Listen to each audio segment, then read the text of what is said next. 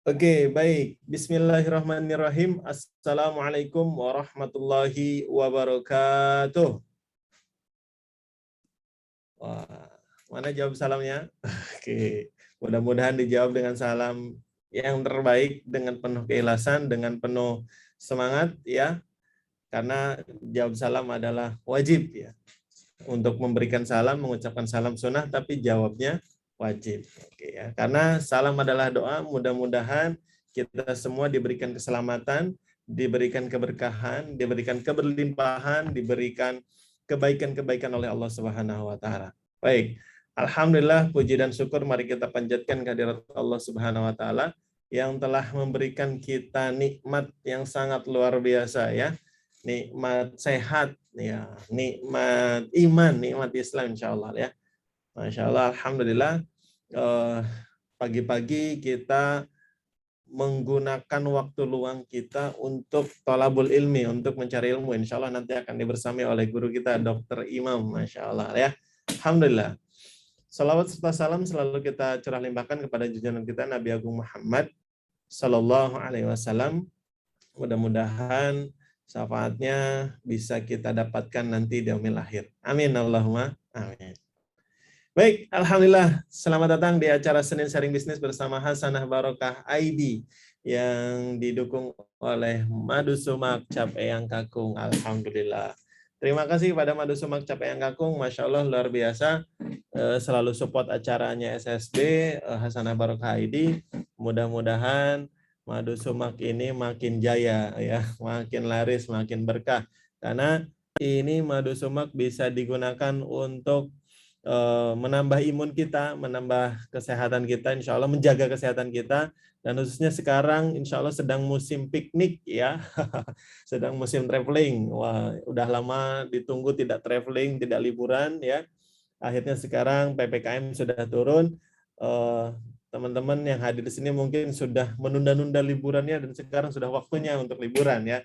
Dan ingat, kalau liburan jangan lupa bawa madu sumak, ya, untuk menjaga imunitas tubuh kita, ya. Insya Allah menyegarkan kita, ya. Masya Allah. Alhamdulillah. Alhamdulillah, terbaik, sukses, berkah, madu sumak. Oke, Masya Allah. Terima kasih Pak Nanang. Masya Allah. Saya agak jauh bacanya ke sana, ya. Atau saya pindahin aja ke sini. Set. Nah, jadi saya bisa bacanya di sini. Oke, terima kasih. Baik, sebelum kita mulai, alangkah baiknya kita berdoa terlebih dahulu, ya. Kita buka sama-sama dengan mengucapkan basmalah bersama-sama. Bismillahirrahmanirrahim. Dan kita baca juga umul kitab, ya, supaya acaranya lancar, acaranya berkah, internetnya lancar, tidak diganggu oleh gangguan-gangguan yang lain, ya. Kemudian listriknya pun tetap nyala, ya, tidak ada pemadaman, tidak ada gangguan yang lain, insya Allah. Al-Hadiniyah, Al-Fatihah. A'udzubillahi minasyaitonir rajim. Bismillahirrahmanirrahim. Alhamdulillahirabbil rahmanirrahim maliki yaumiddin. Iyyaka na'budu wa iyyaka nasta'in. Ihdinas siratal mustaqim, siratal ladzina an'amta 'alaihim ghairil maghdubi 'alaihim waladdallin. Amin. Amin Allahumma amin. Masya Allah. Alhamdulillah. Luar biasa. Baik, sudah hadir sekitar 25 orang yang insya Allah nanti akan mendapatkan manfaat dari acara SSB ini. Karena apa? Karena insya Allah ini akan membahas yang sangat luar biasa, ya, peluang bisnis di industri kesehatan, ya, bersama Dr. Imam Khairul Fajri. Kita sapa dulu Dr. Imam. Assalamualaikum Dr. Imam. Sudah hadir di sini. Waalaikumsalam warahmatullahi wabarakatuh. Suara saya masuk nggak ya? Suara masuk Pak Dokter. Ya, saya coba tambahkan spotlight. Nah, wis cakep. Masya Allah. Wih, lagi di pantai nih Dokter. Background-nya doang. Alhamdulillah, seger banget nih Pak Dokter. Insya Allah, ya. Alhamdulillah. Siap. Alhamdulillah, Masya Allah. Ini kita akan membahas peluang bisnis di industri kesehatan nih Pak Dokter. Insya Allah, ini Pak Dokter ini kan owner dan direktur CV Kappa Medica Group, betul ya Pak Dokter, ya? Ya, Kappa Medica Group. Kita ada 4 perusahaan. Ada 4 perusahaan? Ya. Masya Allah. Dan semuanya di bidang kesehatan? Iya, kita bermain di industri kesehatan. Setiap PT memiliki kategori industrinya masing-masing. Nah, nanti kita akan jelasin juga. bagaimana Masya Allah. cara bermain di industri kesehatan. Masya Allah. Keren, keren, keren. Nah, ini udah ditunggu-tunggu nih, Dok. Ada materi yang akan disampaikan berupa slide gitu nanti? Insya Allah. Ada. Oke, saya jadikan co-host dulu ya, Pak Dokter ya. Oke. Masya Allah, jadi ini Dokter Imam nanti akan membagikan ilmunya kepada kita semua. Masya Allah, luar biasa ilmunya. Ya, oke, make co-host. Oke, siap. Sudah siap, Dokter? Udah sharing, Masya Allah, keren sekali. Boleh. Oke, sip, peluang bisnis di industri kesehatan. Oke, Pak Dokter Imam, langsung saja saya persilakan waktunya untuk memaparkan materinya. Tafadhol, Pak Dokter.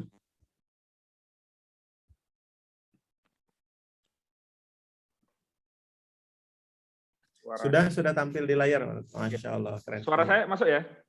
Masuk.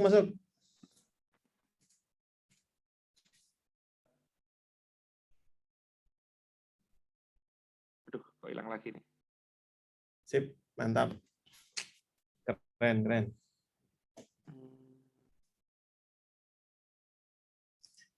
Ya, teman-teman, nanti kalau ada yang ingin ditanyakan ya di tengah-tengah pemaparan materinya dari Dr. Imam, langsung saja ditulis di kolom chat, nanti insya Allah akan saya baca di sesi tanya jawab ya. Jangan kemana-mana, dan insya Allah juga nanti akan ada informasi menarik dari Hasanah Barokah ID khusus untuk peserta yang hadir di Zoom. Sudah ready, Pak Dokter? Siap. Ini saya berapa menit? Berapa lama? Ya, insya Allah nanti sampai jam 10.30, Dokter, waktunya. Oke, siap. 1 jam ya. Ya, siap. oke. Kita mulai ya, Mas Rangga ya.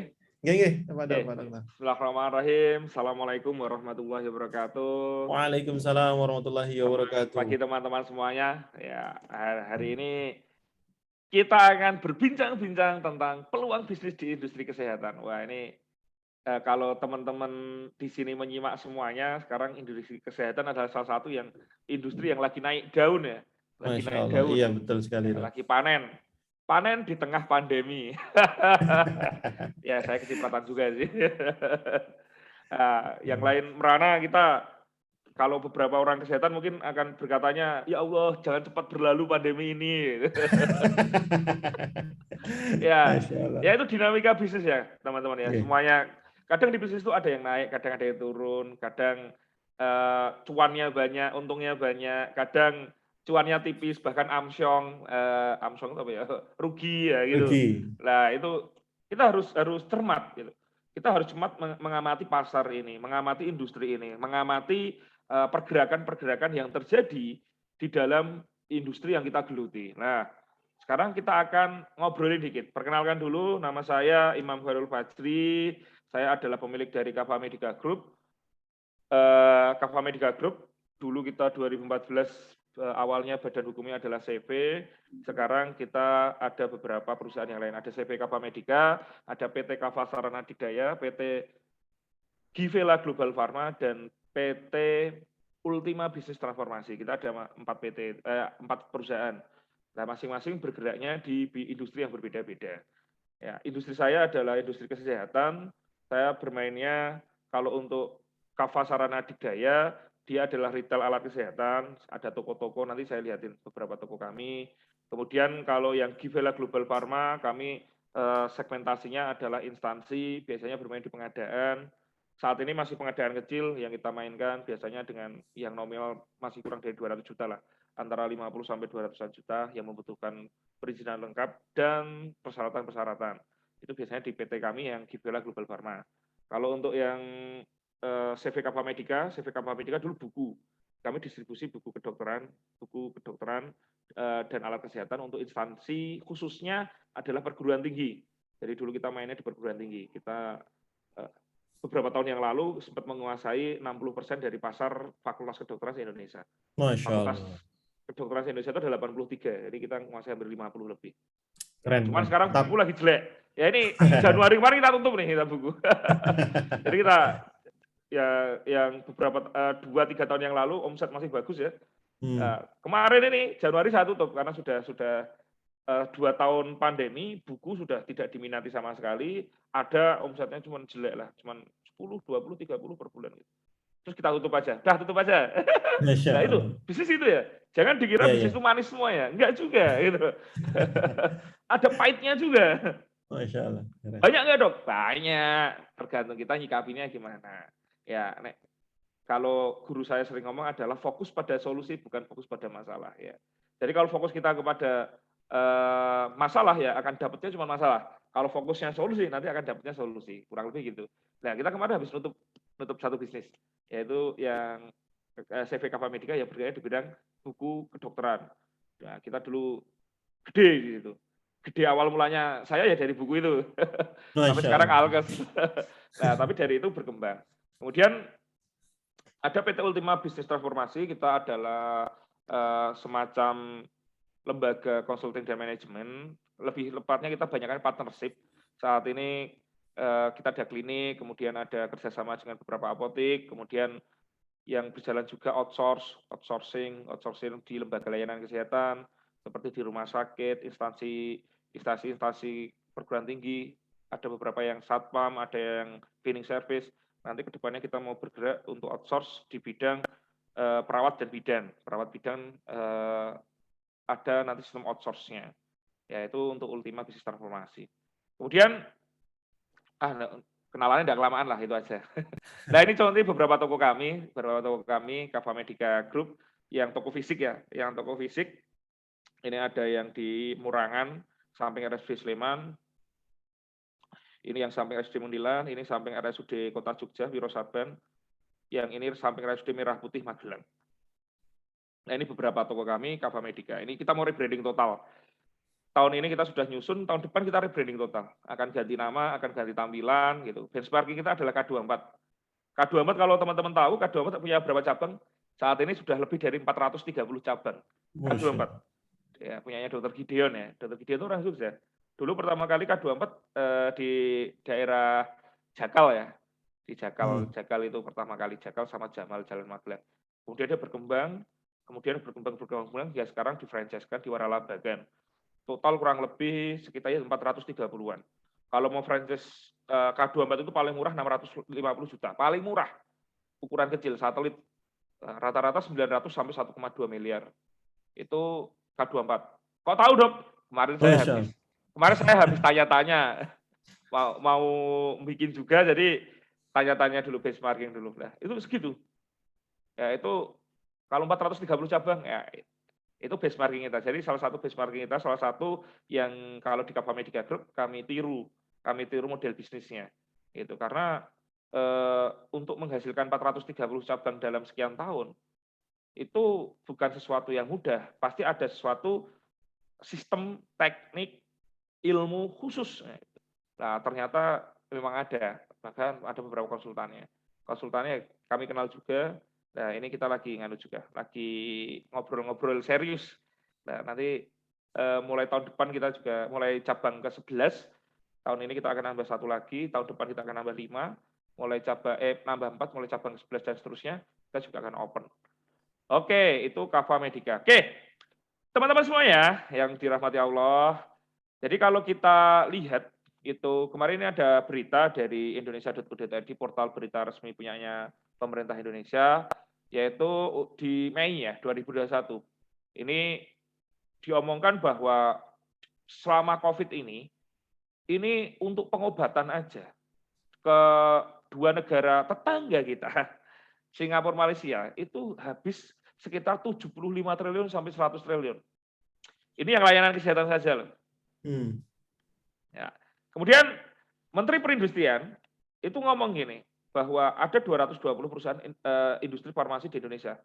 Dan 90%-nya itu berfokus di hilir, produksi obat-obatan. Nah, kemudian banyak yang bahannya itu impor. Ya. Pengurangan impor 30% ini ngapusi. Hingga detik ini ya nyatanya belum bisa berkurang banyak. Kita masih impor terus. Alat kesehatan, kalau teman-teman pengen tahu, kalau dari 100% alat kesehatan yang beredar di Indonesia, 95%-nya saat ini itu adalah impor. Itu adalah impor. Kalau nggak percaya silahkan dilihat alat kesehatan apapun yang teman-teman temui, di dekat-dekat Anda, pasti made in-nya bukan Indonesia kebanyakan.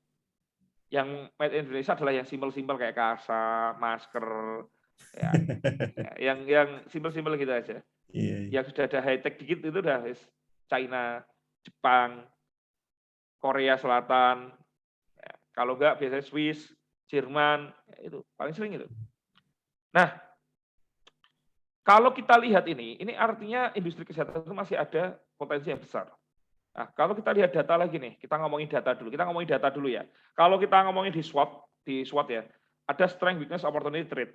Strength, weakness itu ngomongin fakta dalam perusahaan. Kalau fakta itu positif itu namanya kekuatan. Kalau fakta itu negatif namanya kelemahan.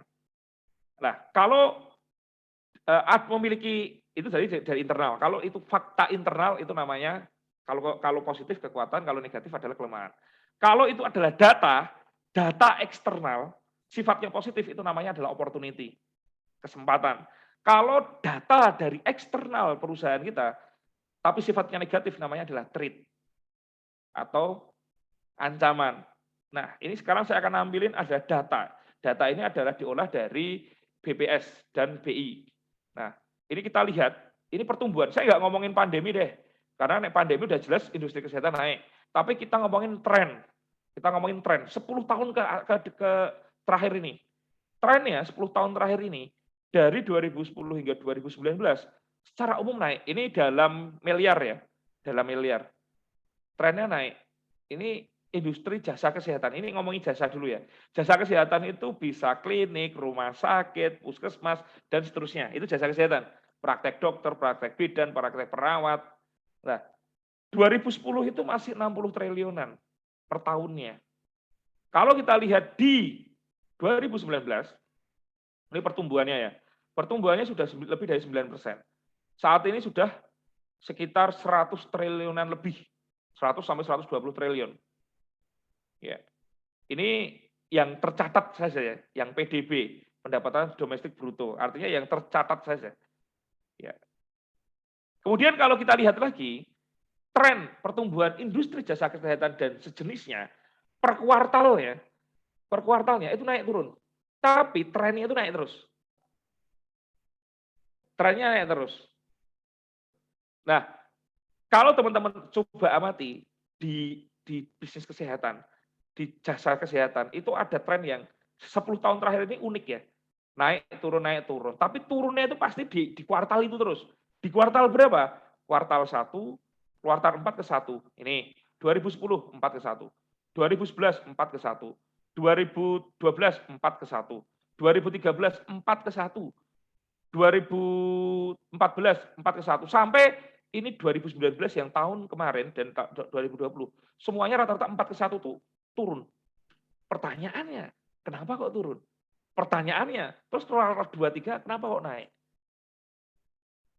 Ya, ini kemampuan seorang pengusaha untuk membaca data ini penting. Karena ini nanti berhubungan sama forecasting. Forecasting, budgeting. Ya. Artinya apa? Ketika turun sini nanti kita akan genjot marketing atau ngerem marketing. Ketika trennya naik, kita akan genjot marketing atau naikkan genjot marketing atau turunkan marketing. Nah, banyak teman-teman yang salah memahaminya ini. Ya, oke, ini kalau yang hadir pada hari ini coba dicek deh.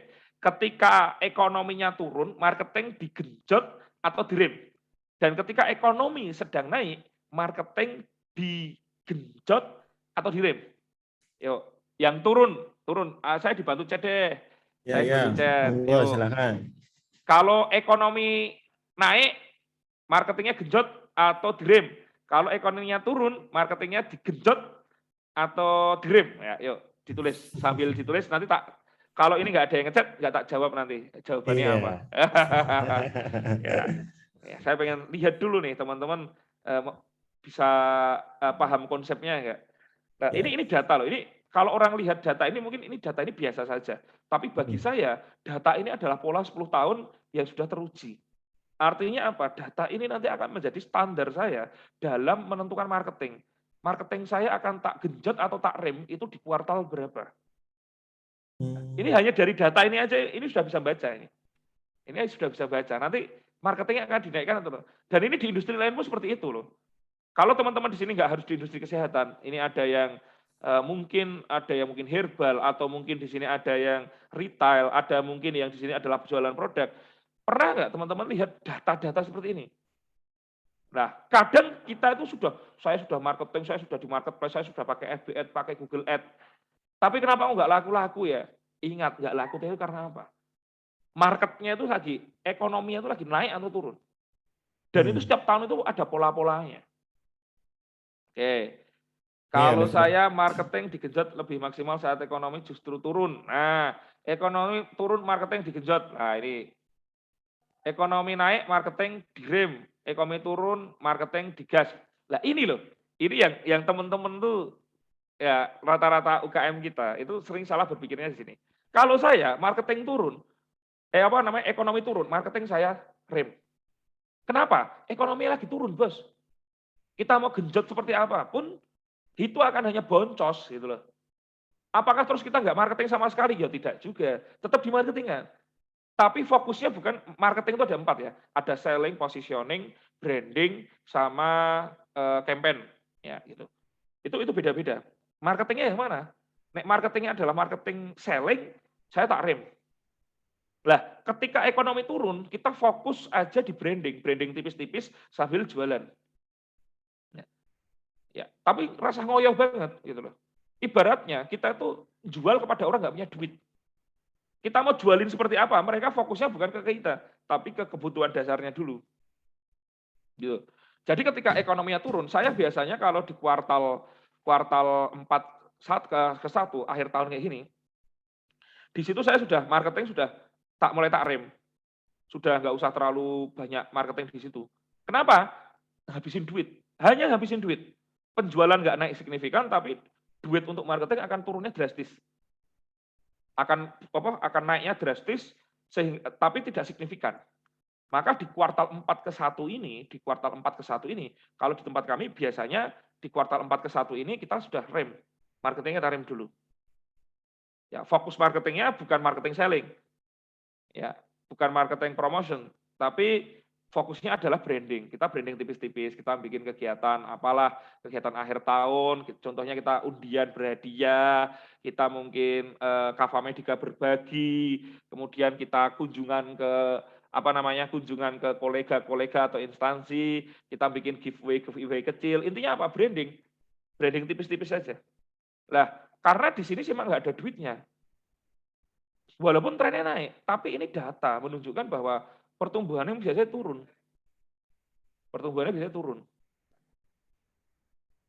Nah, biasanya kalau di klinik kesehatan, itu juga gitu. Biasanya bulan-bulan kuartal, setiap akhir bulan mendekati awal bulan, biasanya pasien tuh turun. Nah, ini tadi kayaknya ada Pak Iwan juga ini. Pak Iwan pasti tahu nih, apa. Akhir bulan tuh biasanya pasien turun. Ya, kecuali bulan-bulan tertentu ya. Contoh kalau di tempat kami di sunat, itu entah itu mau awal atau tengah bulan, kalau waktunya liburan sunat, kita puncaknya. Bisa 1.000 sampai 2.000 anak kita sunat. Nah, itu. Nah, ketika nanti kok ekonominya naik, digas sebesar-besarnya. Itu waktunya kita. Ini contoh teman-teman yang bergerak di industri fashion atau makanan yang berhubungan sama puasa atau Ramadan. Itu ketika di Ramadan, banyak teman-teman itu yang ngerem. Kenapa? Karena sudah laris. Takut nanti kewalahan. Nah, ini salah ini. Pola pikir yang salah. Harusnya itu digas.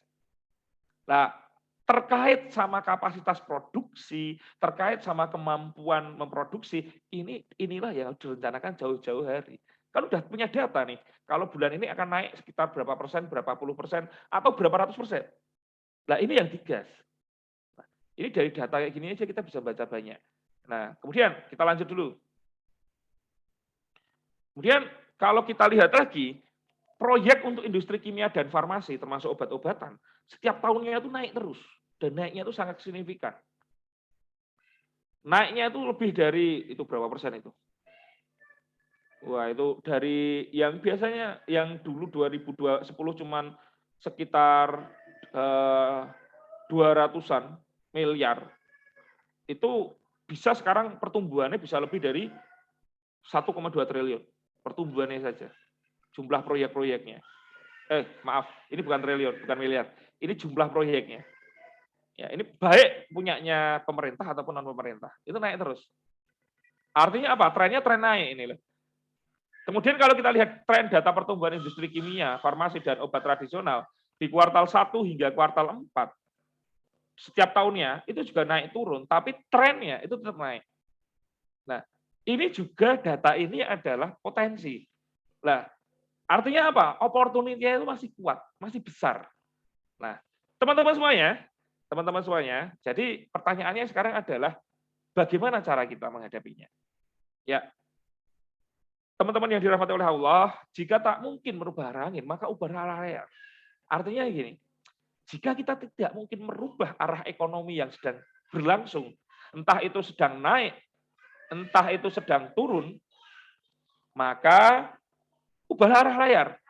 Kita yang harus fleksibel. Kita harus yang fleksibel.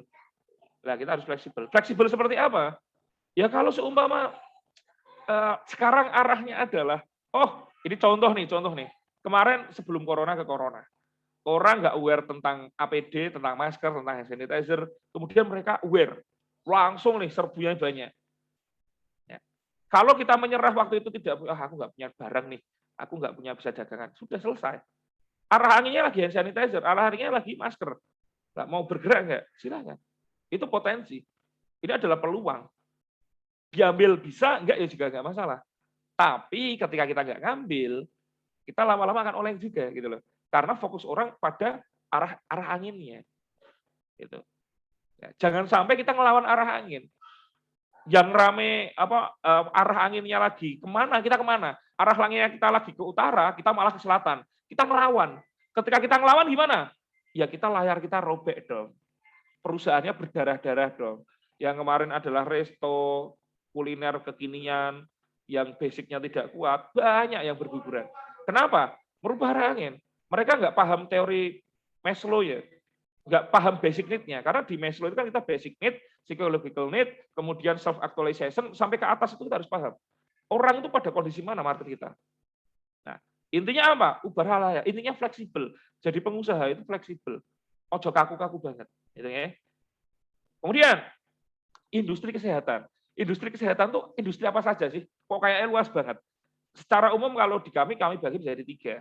Yang pertama adalah industri pelayanan kesehatan. Ini yaitu tadi rumah sakit, kemudian klinik, praktek dokter, praktek alternatif mungkin. Karena alternatif juga ada UU kesehatan alternatifnya juga. Nah, ini industri pelayanan kesehatan. Yang kedua adalah industri farmasi. Industri farmasi itu termasuk obat-obatan. Kalau obat-obatan kita tahu ada 7 golongan, obat bebas terbatas, obat keras, obat golongan narkotik, dan macam-macam. Itu industri farmasi. Termasuk obat herbal dan seterusnya itu termasuknya farmasi. Yang ketiga adalah industri alat kesehatan. Alat kesehatan itu nanti ada banyak lagi jenisnya. Ada alat kesehatan per sistem. Kalau per sistem itu maksudnya alat kesehatan yang berhubungan dengan mata, alat kesehatan yang berhubungan dengan telinga, hidung, tenggorok, alat kesehatan yang berhubungan dengan paru-paru, alat kesehatan yang berhubungan dengan perut, alat kesehatan yang berhubungan dengan sistem support. Kemudian ada lagi yang namanya disposable, alat sekali pakai gitu. Ada yang reusable, bisa berulang kali pakai. Ada alat yang berbahaya, tidak berbahaya. Ada yang elektromedik non radiasi, elektromedik radiasi, itu banyak sekali. Nah, ketika kita bermain di industri kesehatan, kita harus paham kita mau main di mana dulu. Wah, saya optimis semuanya tak mainkan. Oke, kalau jenengan kuat waktu, kuat energi, kuat duit, nggak ada masalah. Tapi kalau nggak punya duit, nggak punya waktu, nggak punya energi, sudah nggak usah. Fokus saja salah satu. Ya. Kalau nggak kuat tiga-tiganya itu, apalagi nggak punya skill-nya, udah fokus dulu satu. Ini baru industrinya, loh. Saya belum ngomongin kategorinya. Contoh nih, industrinya mau pelayanan kesehatan, mau rumah sakit. Oke. Industri pelayanan kesehatan. Kategorinya apa? Rumah sakit. Subkategorinya apa? Rumah sakit tipe A, B, C, D. Tipe C, Dok. Oke, tipe C. Tipe C-nya spesialisasi apa? Ibu anak kah, bedah kah, atau apa? Pelayanan spesialisasi itu yang diunggulkan. Diferensiasinya apa? Nah, ini ketika kita masuk ke dalam industri pelayanan kesehatan atau industri farmasi atau industri kesehatan itu harus fokus. Mulai dari yang paling kecil, yang kita bisa, yang kita mampu, fokus di situ. Ada mungkin tadi ada herbal, ada mungkin madu, industri farmasi. Farmasinya apa? Farmasinya nanti kategorinya adalah kategori obat herbal. Oke, obat herbalnya apa? Obat herbal suplemen. Artinya suplemen-suplemen. Subkategorinya adalah suplemen. Subkategori spesifiknya apa? Madu. Nah, tadi ada madu sumak. Ya, fokus ke situ. Nah, ingat, nembak jarak 1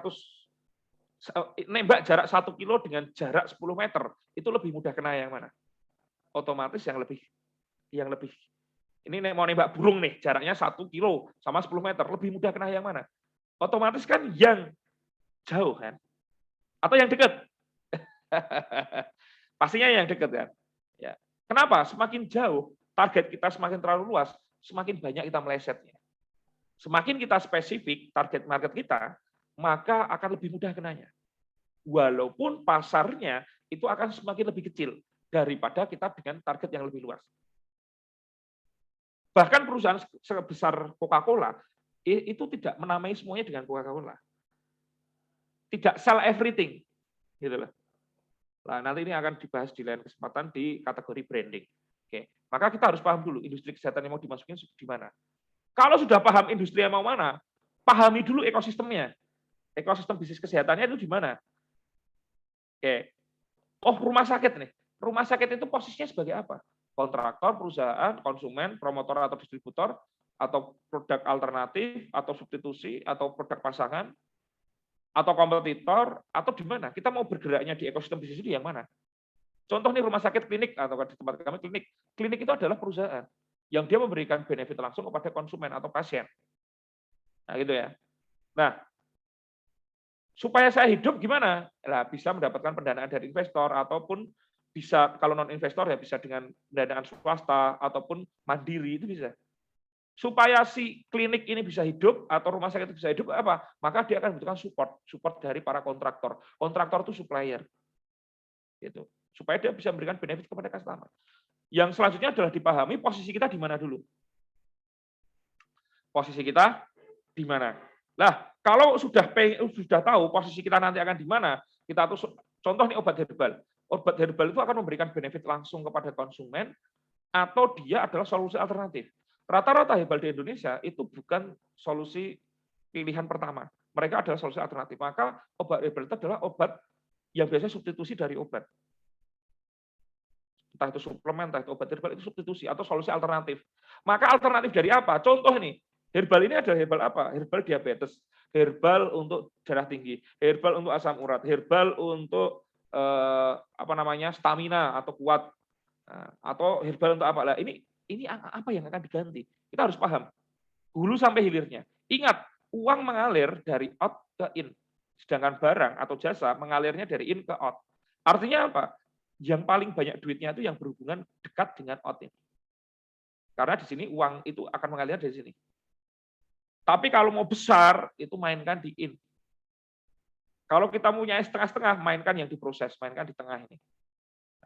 Ini pahami dulu ekosistemnya. Kalau sudah paham ekosistemnya ini, baru kita tentukan market kita tuh sebenarnya di apa sih? Ya bisnis yang baik itu adalah bukan bisnis yang sudah punya produk dulu, tapi sudah punya market dulu. Bisnis yang tahu market dulu. Ini adalah dari Blue Ocean Strategi. Kita harus pahami dulu market kita itu ada di Blue Ocean atau potensial market. Industri kesehatan yang kita sasar itu, ini potensial market atau red ocean, bleeding market. Blue Ocean potensial market itu adalah kompetitornya, pasarnya masih terbuka lebar, profitnya masih bagus, pesaingnya nggak banyak. Ada pesaing nggak? Ada. Kalau nggak ada pesaing itu nanti white ocean namanya. Ada pesaingnya, tapi nggak banyak dan potensinya masih gede. Red ocean itu apa? Bleeding market, pesaingnya udah banyak. Harganya di sini udah mulai ancur-ancuran, mulai banting-bantingan harga. Contoh nih kalau madu reguler itu udah banyak banting-bantingan harga. Bahkan udah ngapusi, dicampuri gula lah, atau mungkin ada yang ternak tapi biasanya ternaknya dia nggak ngisep sari bunga, tapi gulani itu juga ada yang seperti itu. Ya, akhirnya bisa jual murah, tapi ini red ocean, bleeding market. Kita harus paham posisi kita mau di mana. Ya, maka ketika seumpama teman-teman nanti mau membuat usaha di industri pelayanan kesehatan, contoh mungkin mau mau buka rumah sakit nih, atau puskesmas nih, kok puskesmas, atau klinik nih, atau praktek dokter nih, atau mungkin kalau yang alternatif, buka praktek pengobatan herbal alternatif, atau mungkin mau buka bekam mungkin, atau mungkin akupuntur, atau apa yang pengobatan alternatif lainnya. Maka harus pahami dulu, di dekat kita itu disurvei dulu, radius 5-10 kilo ada berapa kompetitor, pasarnya bagus apa enggak, kemudian potensial marketnya gimana. Nek ternyata Red Ocean, ternyata jarak 50 meter, ini ada juga nih praktek dokter, saya mau bikin praktek dokter 50 meter, praktek dokter juga, dia BPJS, dia udah ramai banget. Rata-rata dia kapitasinya udah anggap aja 5.000 per hari, rata-rata pasiennya adalah 30-50. Maka market share kita masih memungkinkan enggak? Maka fungsi dari Blue Ocean Strategi ini untuk menghitung market size sama market share. Itu masih potensial atau enggak? Dok, ini potensial banget, Dok. Tapi ini kompetitornya aja nggak ada, hati-hati. Ini adalah white ocean, sleeping market. Apa itu sleeping market? Sleeping market itu adalah potensinya besar, tapi masih tertidur. Ini membutuhkan edukasi yang panjang, modal, dan energi. Ya. Energinya akan keluar banyak, karena kita harus edukasi pasar, supaya dia tergerak. Gitu loh. Ya. Contoh kalau white ocean itu sleeping market itu di apa? Ya, contoh kalau di industri layanan kesehatan adalah cek EKG rutin, cek rekam jantung rutin. Itu mereka masih sleeping market. Rata-rata yang rekam jantung adalah orang yang sudah memiliki keluhan jantung atau kalau enggak sudah serangan jantung, baru mereka rekam jantung. Padahal kadang kita juga harus cek sekali 2 kali. Maka itu akan jadi sleeping market. Nah, edukasinya akan lama, enggak setiap hari rame, dan seterusnya. Ini harus paham dulu posisinya kita di mana, market kita. Kalau sudah paham marketnya, pilihlah. Kalau sudah ini marketnya ini, problemnya ini, maka fokus pengen bisnis yang seperti apa. Lah, bisnis yang bagus itu yang seperti apa, Dok? Bisnis yang bagus itu adalah pertama, bisnisnya halal, no riba kalau saya, no riswah, no tipu-tipu. Nggak usah pakai tipu-tipu, kita yang halal saja. Yang kedua, bisnisnya adalah menghasilkan high profit, more cash flow. Kalau ajarannya Pak Happy Trenggono, guru kami, itu adalah OCF-nya yang kenceng, yang bagus, gitu, yang positif. Gitu. High profit. Nah, itu NPV-nya kudu oke lah, profitnya kudu bagus lah. Ngapain kita bisnis kalau nggak ada profitnya juga? Ya, bahkan kita tujuannya sosial, kita mau sedekah, kita mau infak. Bos, mau sedekah, mau infak itu juga butuh pendanaan, bos. Kalau organisasi nggak profit, cuma makan aset terus, lama-lama tutup. Kebermanfaatannya nggak seluas kalau kita bisa menghasilkan. Itu loh. Yang ketiga adalah manfaat. Ketika bisnis yang bagus itu bermanfaat. High value, great product, social impact. High value ada udah oke, apalagi tambah great product. Produknya udah emang ngangenin, memang bagus banget. Kalau di sektor layanan jasa, emang jasanya itu oke banget. Kalau di kita, ini yang kita lagi kerjakan namanya Raja Hitanan. Insya Allah tahun depan akan hadir di area Bantul. Saat ini kita masih di Sleman. Masih di Sleman. Raja Hitanan. Raja Hitanan ini high value nggak? Sunatannya modern nggak? Great product nggak? Repeat ordernya ada nggak? Kira-kira orang sunat ada repeat order nggak? Nggak ada repeat ordernya, kecuali revisi ya. Nah, cuman dia nanti akan referralnya bagus. Sehingga value-nya akan jadi bagus juga. Social impact nggak? Bisa iya, bisa tidak. Nah, ketika kita memberikan dampak sosial, contohnya kita akan memberikan dampak sosial kepada orang yang duafa, yatim, ya, dan mereka terbantu dengan kehadiran produk kita atau bisnis kita, maka dia akan social impact. Yang keempat, itu adalah bisa ditinggal. Ya, kecuali kalau jenengan selamanya mau jadi teknisi. Nah, kalau ajaran guru saya yang lain, Mas Jaya Setiabudi itu ngomongnya adalah TME, dari buku The Myth. Itu adalah Technician Manager Entrepreneurship. Kalau kita masih berkutat di bidang teknis, yang kalau kita tinggal bisnis kita nggak jalan, maka kita masih di technical. Boleh nggak jadi technical? Awal-awal usaha wajib. Nggak boleh lagi, wajib. Awal-awal usaha. Nah, nanti harus berkembang dong. Masuk gitu-gitu doang, gitu-gitu terus. Ya, nanti bisa ditinggal. Ya, maka yang dibangun adalah 2. Apa itu? Super team dan sistem. Bisnis yang bisa ditinggal, yang tersistemasi itu harus memiliki super team. Kita belajar delegasi, kita belajar sistemasi. Dimulai dari mana sistemasinya, Dok? Kalau sistemasi dimulai dari 4 area ini. Yang pertama adalah sales and marketing. Diamanin dulu dong omsetnya. Yang kedua adalah finance, keuangan. Keuangannya dibenerin dulu dong. Yang ketiga adalah operasional SDM. Orang-orangnya dikembangin dengan baik dulu dong. Dan yang keempat adalah SDM, operasional. Marketing and sales, finance, yang ketiganya adalah SDM, keempatnya adalah operasional. Sistemasi bangunnya dari itu dulu. Dari out ke in. Tapi kalau delegasi, itu dari in ke out. Dari operasional, kalau kita mau delegasi, mau dipasrahkan yang wong, itu urutannya dari atas ke bawah. Dari apa? Operasional dulu delegasikan. Cari karyawan itu.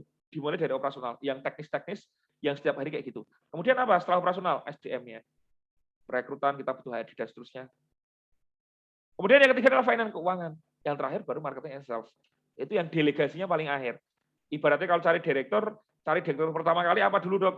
Oke, direktur operasional dulu. Setelah operasionalnya beres, hubungan sama customer beres, kemudian direktur manajer atau direktur untuk HCM, Human Capital Management atau SDM.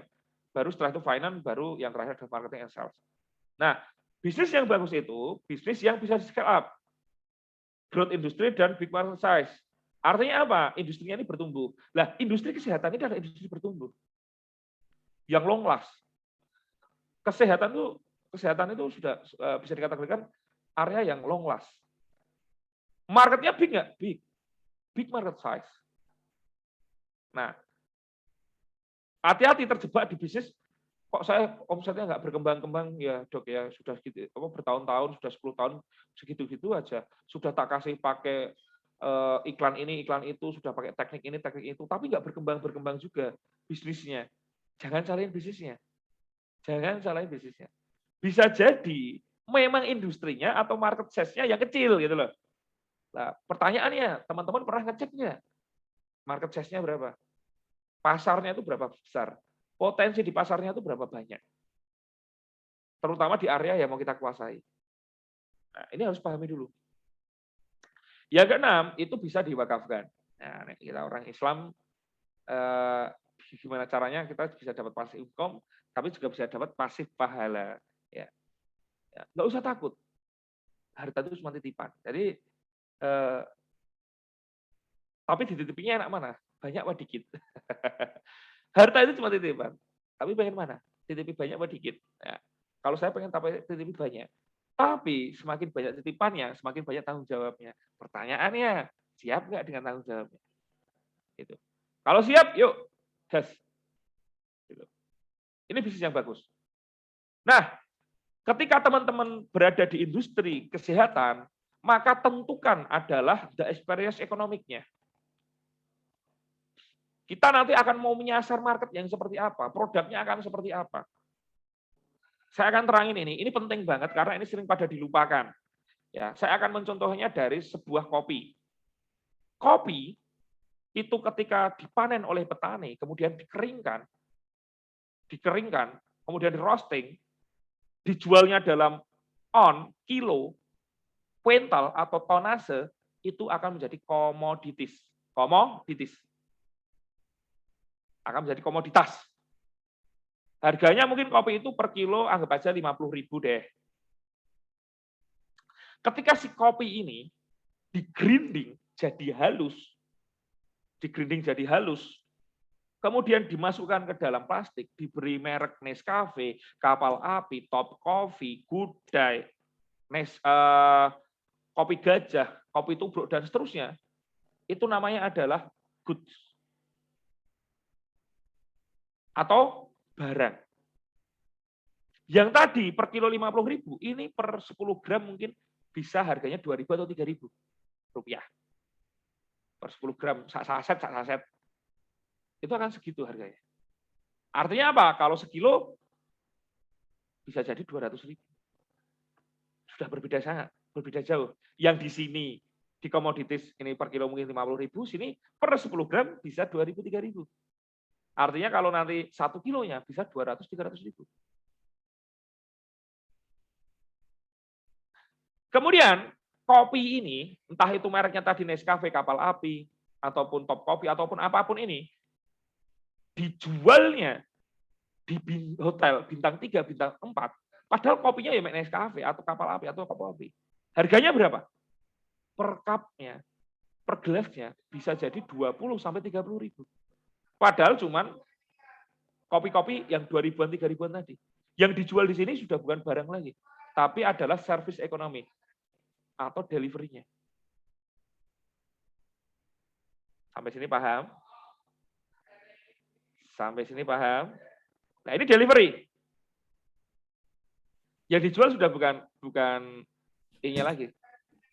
Kemudian si kopi ini masuk ke dalam namanya Starbucks. Dia pilih yang kualitasnya terbagus, dia sajikan dengan kemasan yang menariknya ala-ala Starbucks. Itu orang sudah tidak beli kopi lagi, tapi beli pengalaman ngopi di Starbucks. Ini level keempat, namanya adalah experience. Ya. Transformation gimana, Dok? Dok, kok ini kita ngomongin kesehatan, kok contohnya kopi. Oke, saya contoh ini. Saya contohin di industri kesehatan. Komoditas itu gimana? Komoditas itu kalau di industri kesehatan, contohnya adalah pasien BPJS, layanan BPJS. Ya, dia jualannya paketan. Pasien BPJS itu kalau di paling kecil biasanya paketan. Paketan itu gimana? Satu orang paketannya 10.000, udah gitu aja. Maksimal 20.000, biasanya gitu. Ya kalau orang kesehatan ngomong ini biasanya nggak akan jujur-jujur banget juga. Tapi biasanya paketan. Artinya mau sakitnya apapun nggak lebih dari ini. Maka pasien BPJS itu sudah kayak komoditas. Hitungannya kapitasi, banyak-banyakan. Maka ketika kita nyasarnya adalah klinik BPJS, kita adalah praktek dokter BPJS, maka kita bermain di komoditis. Semakin ke bawah itu marginnya semakin tipis, tapi waktu yang dihematnya semakin banyak. Semakin ke atas marginnya semakin tinggi, tapi waktu yang dibutuhkan untuk menyampaikan suatu produknya itu semakin banyak, semakin tinggi. Semakin ke atas ini nanti diferensiasinya semakin kuat atau semakin spesifik, semakin ke bawah semakin tidak terdiferensiasi. Kira-kira klinik BPJS, puskesmas BPJS, dokter BPJS itu pelayanannya sama atau beda? Kurang lebih sama, Bos. Karena mereka punya aturan-aturan tertentu yang mengikat. Artinya apa? Ketika kita bermainnya di BPJS, itu maka akan jadi komoditas. Istilahnya apa? Nguripi tapi ranyugihi. Ya, istilahnya gitu. Ya, kalau kita berikan branding sudah dengan nama klinik tertentu, klinik anggap aja klinik saya, klinik Aswaja, kemudian dia tapi jualannya ada standar, cuman masih tidak dikemas dengan lebih menarik, tempatnya juga masih biasa, tidak ada unsur-unsur brandingnya, maka industri kesehatan ini, klinik ini akan menjadi good saja. Levelnya adalah industrial ekonomi. Level industri pelayanan kesehatan, udah berhenti di situ. Tapi kalau kita naikkan lagi service ekonominya, kita bikin protapnya, SOP, KPI, kita udah clear diferensiasinya, maka yang kita jual ada delivery. Ini adalah yang dipakai oleh rata-rata klinik dan rumah sakit swasta. Service ekonomi. Ketika naik lagi, maka akan menjadi experience. Experience itu biasanya adalah rumah sakit yang dia tidak peduli lagi, orang-orang itu tidak peduli lagi dengan harga layanan kesehatannya atau harga obatnya. Tapi mereka pengen merasakan, umpamanya lahiran nih, pengen rasain lahiran. Mulai lahirannya mungkin di BPM, Bidak Praktek Mandiri, ataupun puskesmas, BPJS, komoditas. Lahirannya di dokter, ini goods. Lahirannya di kliniknya sudah klinik rawat inap, ini bisa jadi delivery. Lahirannya di rumah sakitnya pengennya VIP, kemudian layanannya bagus, maka dia adalah experience. Lahirannya, pokoknya saya maunya sama Prof. Imam Harul Fajri. Ya, itu sudah nggak nyari experience lagi, tapi adalah yang dicari itu adalah memorable-nya. Semakin ke atas semakin mahal. Kalau di sini dia adalah paketannya lahiran normal 600.000, di sini bisa 1 juta, di sini bisa 1,5 sampai 2 juta normal ya. Di sini paketannya 3,5 sampai 5 juta. Di sini dengan Profesor Imam Harul Fajri, mamanya gitu, ini bisa 10 juta, 20 juta dan orang nggak peduli. Yang penting saya sama Profesor Imam. Nah, ini adalah economic value dari setiap tingkatan. Kita harus paham di industri kesehatan ini mau nyasar yang mana. Pahami pelan-pelan ya. Ini penting banget. Ini penting dan ini bisa diterapkan di semua bisnis ya. Ini penting banget. Cuman orang sering remehin. Alah kakak teoris yang penting ono duit. Bener bos. Kalau kita usaha, alat validasi terbaik itu masih uang. Tapi kita nggak akan berkembang kalau nggak paham basic-basicnya. Nah, mulainya dari mana dok? Kalau nanti saya mau bergerak di industri kesehatan, mulai dari sapi perah. Mulai dari sapi perah. Gitu. Kemudian, jangan terlena saat kaya. Sapi perah itu gimana? Sapi perah itu ya bisa untuk hidup harian. Mau apa? Terserah. Mau herbal, silahkan. Mau jual obat-obatan bebas, silahkan. Selama itu legal.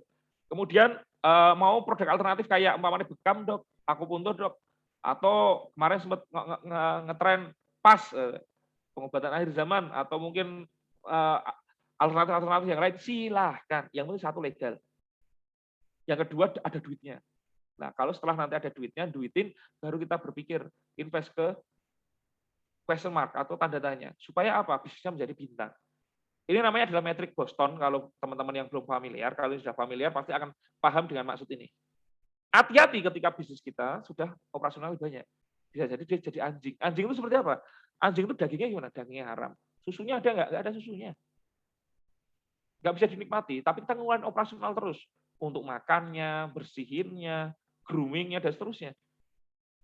Bisnis anjing itu adalah bisnis yang banyak memakan operasional, tapi nggak ada duitnya. Atau nggak memberikan keuntungan. Hati-hati. Nah, supaya bisnis kita winning di dunia kesehatan itu seperti apa? Maka kita sederhana. Menemukan problem, kata kuncinya menemukan problem. Produk dulu atau market dulu? Nih yang masih ada di sini, silakan chat. Produk dulu atau market dulu? Kalau kita berbisnis, kita nemuin produk dulu atau nyari pasar dulu? Ayo dicat yuk, apa? Produk dulu atau market dulu? Nah, tentunya kalau kita di bisnis, yang kita cari apa? Market dulu ya, benar. Market dulu. Ketika kita di bisnis, kita cari market dulu. Bukan produk dulu. Produk itu sesuaikan sama market, karena market itu adalah sumber pemasukan kita. Maka market ini problemnya di mana? Baru market ini kita kasih solusi apa? Kita sekali solusi apa? Market kita butuh hand sanitizer, kasih hand sanitizer. Market kita butuh desinfektan, kasih desinfektan. Yang penting kita masih sesuai sama industri kita enggak? Masih sama kategori kita enggak? Nah ini. Sesimpel itu.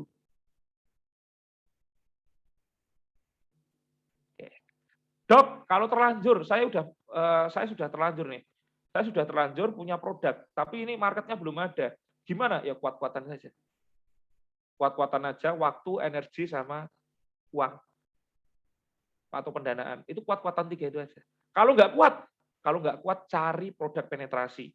Nanti pakai teknik namanya long tail strategi. Long tail strategi itu bagaimana kita penetrasi ke market dengan produk penetrasi. Itu di sesi lain nanti akan saya sampaikan. Tapi konsepnya seperti itu.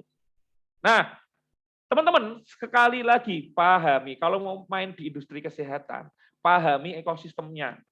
Pahami kita mau di mana. Punya resources enggak? Dok, saya lulusan ekonomi, saya lulusan kesehatan. Saya lulusan ekonomi, saya bukan lulusan kesehatan. Bisa nggak saya punya apotek? Bisa nggak saya punya toko alat kesehatan? Bisa nggak saya punya rumah sakit? Bisa nggak saya punya klinik? Bisa. Dan banyak yang seperti itu. Kalau ajaran kami di IBF itu ngomongnya gini, use other people money, use other people brand, use other people power, use other people networking. Intinya other people. Artinya apa? Kolaborasi. Apa? Kolaborasi. Ya. Kalau kita nggak punya duit, cari orang yang punya duit itu siapa? Kalau kita nggak punya network, cari orang yang punya network. Nggak punya tempat, cari orang yang punya tempat. Nggak punya tenaga, cari orang yang punya tenaga. Nah, cara-carinya gimana, Dok? Belajar, Melano. Cara paling cepat untuk berkembang itu adalah dengan belajar. Nah, caranya gimana? Cari guru. Boleh nggak kita trial error? Kayak saya dulu awal-awal usaha, trial error gimana? Banyak melesetnya. Tapi boleh. Pilihan utama cari guru, cari mentor. Beneran. Kita punya guru, kita mentor. Dan ingat, jangan ambil mentor atau guru yang ecek-ecek. Sebisa mungkin yang terbaik di bidangnya. Kalau nggak bisa terbaik di bidangnya, paling nggak sanatnya jelas lah. Ilmunya jelas. Nggak asal ikut workshop langsung tadi dia langsung wah itu, tidak juga. Dia praktisi bukan? Industrinya gimana? Nah, dia praktisi bukan? Cari guru yang sanatnya jelas, yang keilmuannya jelas. Ya, cari mentor, cari coach. Itu pilihan pertama karena ini akan paling mempercepat kita.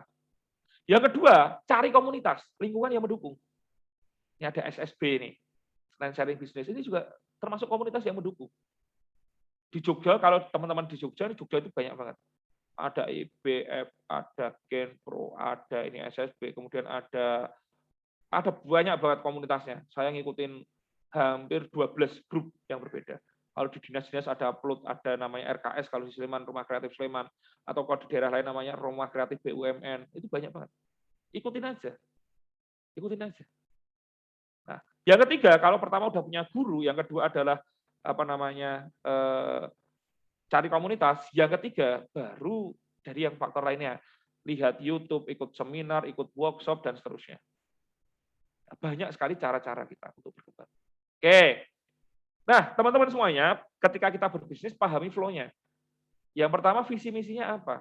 Strong way-nya apa? Impiannya apa? Terus jangan lupa tetapi goal-nya atau targetnya. Kita pengen uang berapa sih dari sini? Market size kita berapa? Oh, 200 miliar. 200 miliar itu kita goal kita, target omsetnya berapa? Saya menguasai 1% dulu aja deh, Dok. 2 miliar aja per bulan. Oke. Supaya dapat 2 miliar, strateginya gimana? Strateginya saya harus jualan, Dok. Jualan lewat online, offline. Oke. Jualan offline yang dimaksud seperti apa? Online-nya gimana? Offline-nya gimana? Cara ngelakuinnya gimana? Action plan hariannya apa? Cara eksekusinya gimana? Ngontrolnya gimana? Hasilnya, cara evaluasinya gimana? Nah, itu harus selesai. Kalau istilahnya Stephen Covey dalam buku Seven Habits for Happy Effective People, dia adalah begin with the end in the mind. Awali dengan tujuan akhir dalam otak atau dalam kepala kita. Goalnya mau ngapain dulu? Clear dulu. Ya. Kalau goalnya udah clear, kita breakdown. Nah, itu flow-nya. Nah, teman-teman semuanya, Dok, Dok, yang jenengan sampaikan, saya nggak bisa ngikutin semuanya. Oke, tenang aja. Saya sampaikan rumus sederhana kaya. Pakai rumus ini, insya Allah dijamin kaya. Ketemu salah satu di antara rumus ini aja kaya, apalagi ketemu tiga-tiganya. Apa aja itu rumus sederhana kaya? Pertama, banyak, dikali tinggi, dikali sering. Dah, ketemu salah satu tiga ini aja, kaya, apalagi ketemu tiga-tiganya. Banyak itu apa, Dok? Banyak itu jualannya banyak. Tinggi, marginnya tinggi. Sering, orang belinya sering, atau terjualnya sering. Nah, sederhana sekali kan? Ya, di industri kesehatan juga seperti itu. Kita nggak bisa bermain di tinggi karena masuk ke red ocean. Harga layanan udah banting-bantingan, Dok. Contoh yang banting-bantingan apa? Praktek dokter, Dok, per paket ada yang 20.000, 30.000, 40.000. Padahal kita kalau pengen untung rata-rata standarnya 70.000, Dok. Ya udah, kita nggak bisa main tinggi. Mainin aja di banyak sama sering. Gimana caranya orang itu akan market yang datang, pasien yang datang jelas makin banyak. Bisa menggunakan referral, bisa menggunakan marketing, bisa menggunakan dengan teknik-teknik yang lain, seperti sosial, atau intinya bagaimana caranya orang banyak, voucher, kupon, dan seterusnya. Supaya orang, karena kita nggak bisa main di tinggi marginnya, kita main sering. Gimana caranya orang datang lagi? Kontrol. Kalau kita di industri lain. Ya nanti 3 hari kontrol ya Pak ya, 5 hari kontrol ya Pak ya. Tapi ingat, jangan manipulatif. Kalau teman-teman di industri kesehatan, saya nggak saran yang manipulatif. Pakai ini dijamin sembuh 100%, tanpa efek samping sama sekali, bullshit. Efek samping, air putih aja ada efek sampingnya. Apalagi obat-obatan. Mau soal efek sampingnya air putih ada, Dok. Jenengan kalau nggak percaya, sekarang minum 10 liter air putih. Kira-kira ada efek sampingnya nggak? Ada. Apa itu? Kencang-kencing. Nah, itu efek samping. Ya. Jadi hati-hati. Atau jangan manipulatifnya gini, ini nggak perlu kontrol, tapi suruh kontrol. Itu manipulatif. Saya nggak suka yang seperti itu. Ingat tadi, bisnisnya adalah halal. Halal. No tipu-tipu, no riswah. Ya, itu. Ini sering. Jadi gimana caranya nanti dia akan datang dan datang lagi. Nah, ini akan dibahas di lain sesi. Rumus sederhana ini bisa diterjemahkan lagi. Menjadi apa saja sih strategi-strateginya. Saya memiliki lebih dari 1000 strategi yang saya susun untuk menerjemahkan cuma dari banyak kali tinggi kali sering ini. Itu. Oke. Selanjutnya tinggal 15 menit ya. Ketika teman-teman semuanya sudah paham nih industri kesehatan sekarang lagi gurih, lagi bagus dan long last, maka sudah punya impian belum? Sudah punya goal belum? Ingat, a goal without plan is just a wish. Kita punya goal, tapi kalau tidak direncanakan, itu hanya sebatas harapan saja. Yang membedakan pemimpi dan seorang visioner itu adalah bagaimana merencanakan dan eksekusi ide. Don't make excuse, make improvement. Nggak usah kakek alasan. Nek jenengan kok, saya pengen ini dok, saya pengen nanti ini bikin toko herbal dok, saya pengen jualan madu dok, saya pengen nanti ini. Oke, rencanamu apa? Ya ini nanti sambil jalan. Alah, bullshit. Nggak jalan pasti. Nggak jalan. Rencanain, ditulis. Direncanakan dengan baik. Nggak usah kakek alasan. Tapi kan saya nggak punya modal dok. Tapi kan saya nggak punya duit. Ingat nggak modal. Use other people money. Use other people bread. Use other people networking. Caranya kolaborasi. Ya, saya belum berani dok, berarti jangan nggak perlu berbisnis. Saat ini jangan butuh motivasi dulu. Motivasi untuk mau berbisnis dulu. Setelah motivasi berbisnis, cari mentor yang ngajari step by step-nya. Nah gitu. Nah, kalau sudah punya plan, a plan without action is just a seed. Punya rencana nggak dilakuin omong kosong. Don't better than perfect. Lebih baik kita itu menyelesaikan sesuatu walaupun tidak sempurna, nanti sambil jalan kita evaluasi, daripada kita ngejar sempurnanya tapi nggak jalan-jalan. Dream plan do, dream plan do, dream plan do, dream plan do. Mimpikan, rencanakan, lakukan. Sesimpel itu. Mimpi gratis, bos. Mimpi gratis, bos. Mimpi yang tinggi. Paling nggak kalau mimpi yang tinggi, setinggi angkasa, kalau kita jatuh, jatuhnya di antara bintang-bintang. Kalau kita mimpinya cuma setinggi langit, kalau jatuh di yang dhuwur gendeng, loro, bos. Ya, mimpi aja yang tinggi, nggak masalah. Gitu. Oke. Nah, setelah kita paham semua di industri kesehatan ini peluang-peluangnya, tuliskan detail-detailnya. Apa rencananya, apa action plan-nya, apa strategi-strategiknya, tempel jadikan angkor. Untuk apa? Visualisasi mimpi. Kita nggak tahu nanti Allah atau Tuhan kita itu akan memberikan jalannya itu seperti apa. Tapi ketika kita menempel, kita membawa dalam doa-doa kita, pasti suatu saat, kalau kita ikhtiarkan dengan maksimal, suatu saat itu akan tercapai. Silahkan tuliskan, gimana mau bergerak di industri kesehatan yang seperti apa, mau yang kategori apa atau subkategori apa, kemampuannya saat ini gimana, pengen kolaborasi dengan siapa, silahkan. Ditulis, jangan cuma disimpan di otak. Kenapa? Karena seringnya yang cuma disimpannya di otak, kelupaan. Itu oke. Terima kasih. Saya Imam Khairul Fajri. Nanti kita banyak ini aja, banyak diskusi aja. Tanya-tanya boleh. Ingat, bisa itu karena terbiasa, terlatih karena berlatih, tanpa tapi, tanpa nanti, take action, make it happen. Ya, gitu. Terima kasih. Waktunya saya kasihkan ke Mas Rangga lagi. Monggo, Mas Rangga. Siap. Masya Allah. Alhamdulillah, Dokter Imam luar biasa. Mantap sekali materinya nih. Keren dok, Masya Allah. Siap. Oke, baik. Sekarang sesi tanya jawab ya. Silakan yang ingin bertanya langsung saja ditulis di kolom komentar. Nanti akan saya bacakan, kemudian nanti insya Allah akan dijawab oleh Dokter Imam ya. Ada apa acara ini, ada grupnya ya? Ya, setiap Senin insya Allah kita akan istiqomah menghadirkan para pembicara-pembicara yang luar biasa seperti Dokter Sabtuari, bukan ya, Dokter Imam. Mirip sekali dengan Pak Sabtuari.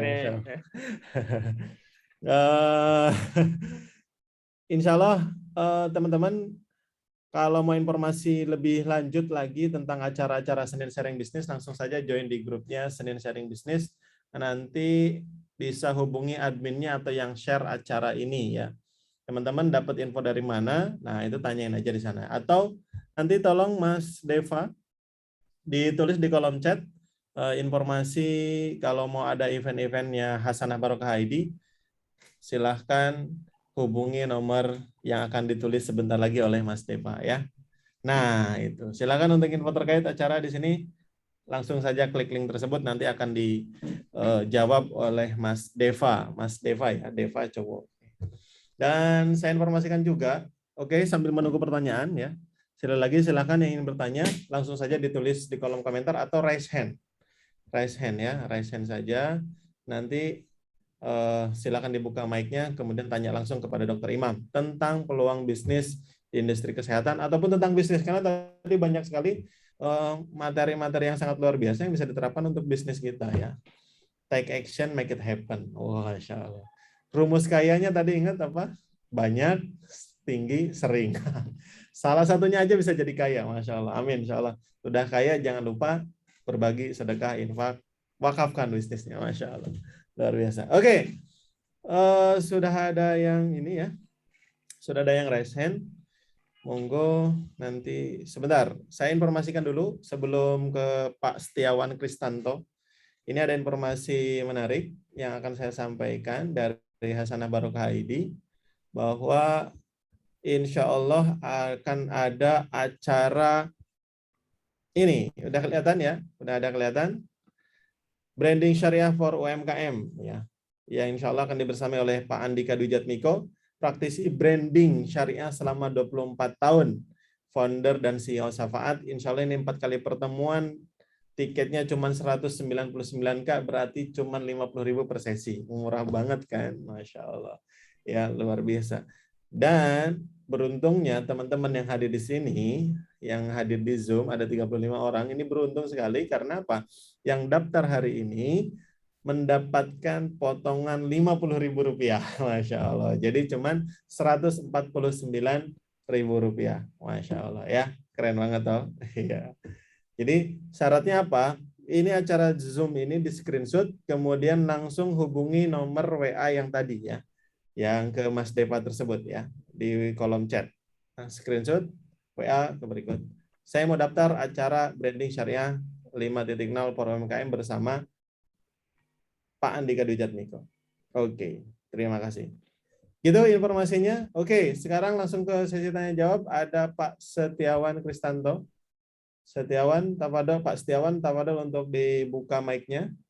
Langsung saja bicara ya. Halo Pak Setiawan. Assalamualaikum. Waalaikumsalam. Waalaikumsalam, Pak Iwan. Halo Bro, gimana kabarnya? Alhamdulillah. Wah, sangat-sangat menarik ini. Iya, sampai ketemu nanti di Silatnas ya Bro. Siap Pak Iwan. Siap. Ini yang jadi pertanyaan saya itu sebetulnya sudah banyak yang diketahui bahwa banyak itu pasti korelasinya dengan berusaha untuk meminimkan margin. Jadi misalnya rank marginnya itu kalau semakin tipis akan semakin banyak kuantitas yang kita lepas atau kita dalam bisnis kesehatan itu berbalik. Kalau kuantitasnya banyak, ya marginnya ternyata juga bisa banyak karena dengan tadi yang level keberapa tadi yang Profesor Imam itu tadi. Level 5. Experience ekonomik. Ya. Level 5 itu tidak berlaku margin kecil itu ternyata. Margin kecil malah menakutkan. Gitu. Ini benar apa enggak Profesor ini harganya segitu gitu. Nah, itu. Baik. Saya pengen itu sudah pencerahannya dari beliau, dari panjenengan. The experience ekonomi itu sudah hukum general, Pak Iwan. Hukum general yang dipakai hampir di semua level ekonomi. Itu berlaku di semua industri, nggak cuma kesehatan saja. Nah, jadi ketika semakin terdiferensiasi, semakin ke atas, tak lihatin lagi nganunya, screen-nya. Saya sambil tak terangin ulang. Oke, baik. Sambil tak lihatin ulang screen-nya. Ini the experience economic itu, ini apakah biasanya kalau kita kan semakin ke atas kan semakin marginnya semakin tinggi, semakin banyak. Ya, Iya. semakin marginnya semakin ke atas semakin banyak. Iya. Marginnya, bener, semakin banyak marginnya. Tapi Iya. time span-nya, waktu yang dihabiskannya pasti akan semakin banyak. Tidak mungkin tidak. Iya. Gitu. Otomatis berbeda antara margin operasi dengan margin periksa ANC, Pak. Oh. Periksa ibu hamil dengan ini, ibu hamil dengan operasi banyakan mana, Pak? Duitnya. Aku nggak mau buka. Ya, sesar 7,5 juta. Itu kalau kita ANC itu cuma 150.000. Betul. Iya, time span-nya sesar sama ANC kira-kira lebih panjang mana waktu yang dihabiskannya? Ya. Sesar. Nah, Istri saya sesar 20 menit bisa. Nah, 20 menit bisa. ANC cuma 3 sampai 5 menit, Pak. 5 menit, ya, 5 menit. Yang sini 7,5 juta, yang sini 100.000 kan. Udah bedanya jauh sekali. PIP 15 juta loh. Nah, itu kalau kecuali sama profesor tertentu ya, atau mungkin klinik KIA, klinik ibu anak, klinik ingin anak, klinik ingin anak, klinik ingin anak pakainya metodenya adalah mungkin bayi tabung, dia akan time span-nya mungkin nggak terlalu. Bayi tabung minimal 50 juta, Prof. Lagi, makanya itu transformation kan, yang dicari udah nggak experience menikmati bayi tabung lagi, tapi caranya dia anak, maka dia transformation. Maka marginnya tinggi sekali bayi tabung itu. Terdiferensiasi nggak? Terdiferensiasi sekali. Apakah semua dokter bisa bayi tabung? Tidak. Apakah semua spesialis obgyn bisa bayi tabung? Tidak juga. Semakin ke atas, semakin terdiferensiasi. Untungnya semakin tinggi. Semakin ke bawah, ANC, apakah semua dokter bisa? Hampir semua dokter bisa. Semua dokter bisa? Iya, nggak cuma dokter. Bidan aja bisa. Gitu kan. Ya, bidan aja bisa. Maka semakin ke bawah, akan menjadi semakin komoditas. Nah, maka kalau di rumah, bahkan kalau kita, Pak Iwan pun di rumah sakit pun, saya yakin ada, istilahnya ada jasa-jasa unggulan dalam tanda petik. Betul. Ya. Nah, karena itu nanti akan yang akan memberikan margin terbanyaknya. Dan saya yakin di Alodia pun pasti ada namanya jasa penetrasi, yang dia dimurahkan. Saya nggak tahu apa. Di Alodia apa, Pak, ini yang layanan-layanan unggulan yang murahnya apa, Pak, ini? Terus sekalian promosi nggak apa-apa, Pak Iwan.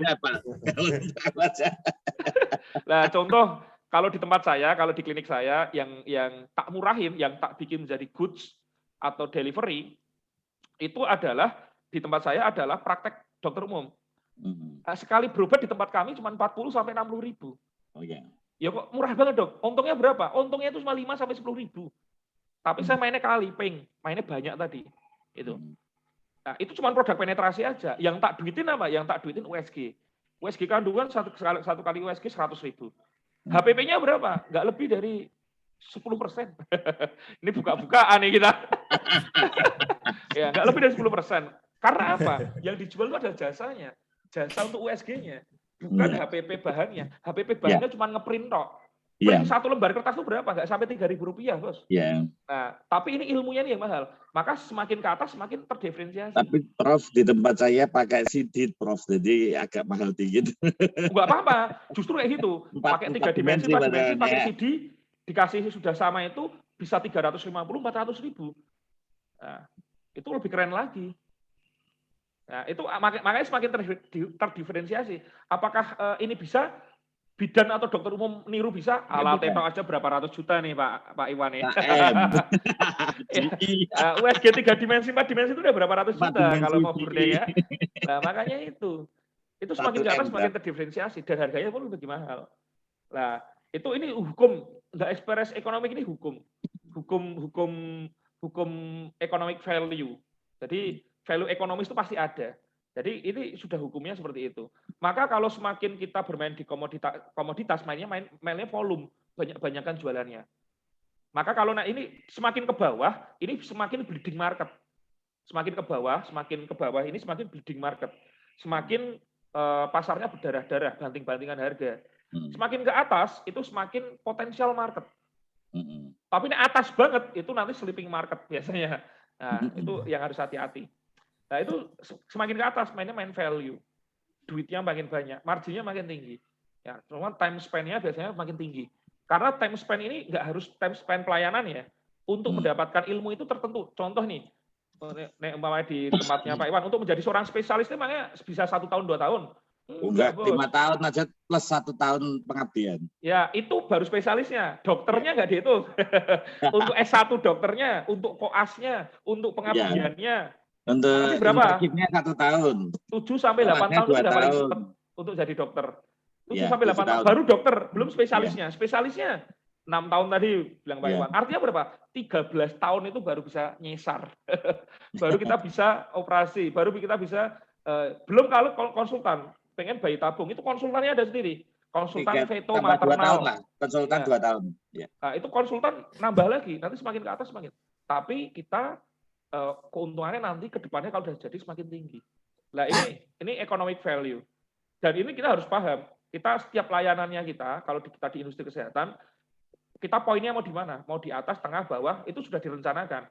Boleh nggak kita bermain di komoditis atau kita bermain di produk-produk penetrasi? Boleh. Pertanyaannya, tujuannya apa? Goalnya itu untuk apa? Kalau main di produk penetrasi yang main murah-murahan di Red Ocean, tujuannya itu adalah gain database. Gain database. Apa nggak lelah, Prof? Nggak lelah. Lelah. Makanya dokter-dokter puskesmas itu yang sehari bisa 100 sampai 200 pasien itu kira-kira gimana? Jam kerja puskesmas itu berapa tuh, Pak? Jam 8 sampai jam 2. Pasien 200 itu satu pasien mau diperiksa berapa menit saya tanya. Nah, ini di tempat Pak Iwan masih gitu. Saya yakin objeknya masih laris banget. Pertanyaannya, 1 hari maksimal cuma berapa? Kalau nggak dibatasi, kalau kebanyakan pasti kualitasnya nanti akan turun. Kenapa? Karena terlalu banyak, akhirnya apa? Supaya semuanya kena semuanya, akhirnya nurunin economic value-nya. Ya, kami tidak sehari, jadi kami itu jam 4 sampai jam 8. Nah, dengan pasien itu ya sekitar 60-an. Ya. Rata-rata. Nah, itu 60, artinya satu pasien sekitar 5 menit ya berarti ya? Iya. Ya. Nah, itu tapi kalau jam 3 sudah mulai untuk ANC-nya loh ya, untuk yang ringan-ringan ya. Tensi. Kalau 5 menit itu biasanya bermainnya di sini. Di delivery sama enggak sampai experience, di antara good sama delivery itu 5 menitan. Ya, standar lah. Orang service ekonomik lah. Marginnya ini lumayan. Time spend-nya ya nggak terlalu banyak ya di sini ya. Bermainnya di delivery. Jadi keunggulan delivery. Kalau biasanya dokter yang sekali meriksa sekitar 10 sampai 15 menit, dia tujuannya sudah experience. Nanti banyak edukasinya. Kalau 5 menit biasanya di delivery. Nah, itu beberapa contohnya. Ya, ini economic value itu seperti itu, Pak. Ini hukum, Pak. Hukum economic value. Ya, itu pasti akan berkaitan sama. Ini sebenarnya adalah berkaitan sama teori Maslow teori ya, teman-teman. Teori kebutuhan dasar Maslow. Itu semuanya gitu. Jadi semakin ke atas itu semakin premium. Semakin ke bawah itu semakin mengikuti harga pasar gitu. Maka semakin ke atas pricing strateginya itu semakin mahal. Semakin ke bawah semakin mengikuti pasar gitu. Kita nggak bisa setting harga seenaknya kalau semakin ke bawah. Karena pasarlah yang menentukan harga. Tapi semakin ke atas, kitalah yang menentukan harga. Ya. Gitu Pak Iwan kurang lebih. Ya, tapi yang tadi Prof yang sampai 10 menit 15 menit itu belum tentu mengalahkan yang delivery karena memang ketepatan diagnosa maupun cara transformasi knowledge-nya ke pasien itu beda. Lah ya. Kita nggak mengeneralisir, Pak. Kita nggak mengeneralisir pasti akan seperti itu tidak. Tapi nanti pada satu titik, kan di kedokteran itu Pak udah ada standarnya, Pak ya. Sudah ada standar anamnesa, standar ini, standar misalnya skill lab lah. Di skill lab Pak Iwan pasti sudah tahu skill lab. Skill lab itu sudah ada standarnya. Ketika kita terlalu cepat pasti ada yang kelewatan, mesti ada yang kelewatan, tidak mungkin tidak. Walaupun kita menyampaikannya benar, tapi mesti ada yang kelewatan. Nah, maka ini pentingnya SOP dan KPI. Ketika kita menyampaikan diagnosa pasien, kemudian kita menyampaikan edukasi, kita menyampaikan what next-nya, itu sudah terstruktur dalam satu skrip. Kalau di tempat saya juga bikin skrip. Di klinik saya bikin skrip. Jadi kira-kira apa saja yang harus disampaikan itu sudah ada skripnya. Nah, kalau yang di luar skrip itu, nanti kita waktunya akan terstandar. Jadi 5 menit, 5 menit, 10 menit, 10 menit. Dan itu nanti optimal. Yang disampaikan itu benar-benar tersampaikan semua. Gitu loh. Ya, tapi tetap aja yang namanya pasien itu kan nggak semuanya sama. Ada kondisi-kondisi yang berbeda yang membutuhkan penjelasan lebih lanjut. Nah, yang seperti itu nanti akan kita naikkan levelnya. Nah, nanti suruh kontrol, tapi kontrolnya itu nanti di tempat saya suruh kontrol. Yang di sini itu adalah yang reguler. Nanti kalau seumpama yang waktunya biasanya kalau saya meriksa 2 minggu sekali jadi seminggu sekali gitu ya? Iya, nanti bisa dinaikkan nanti 3 hari sekali ya. Nah, nanti di luar jam, kalau tadi prakteknya jam 4 sampai jam 8 ya? Jam 4 sampai jam berapa, Pak Iwan? 4 sampai 8. Jam 4 sampai 8 ya? Jam 4 sampai jam 8, maka nanti sudah pendaftaran sudah mulai untuk pendaftaran. Ya. Jadi sudah pemeriksaan sudah mulai. Maka nanti ketika orang-orang dengan kasus-kasus khusus yang contoh nih ada dengan penyulit, ada dengan apa, itu tidak dimasukkannya di antara jam 4 sampai jam 8. Jam 4 sampai jam 8 itu adalah yang reguler. Karena yang kita kejar salah satunya adalah kuantitinya juga. Karena di situ sudah dibatasi 60. 60 per orang 5 menit sudah selesai gitu. Jangan sampai lebih-lebih nanti akan molor sampai malam, dan ini nggak standar. Penyulit ada yang namanya pemeriksaan emergensi. Nah, itu pemeriksaan emergensi atau kalau nggak di luar jam itu. Gitu.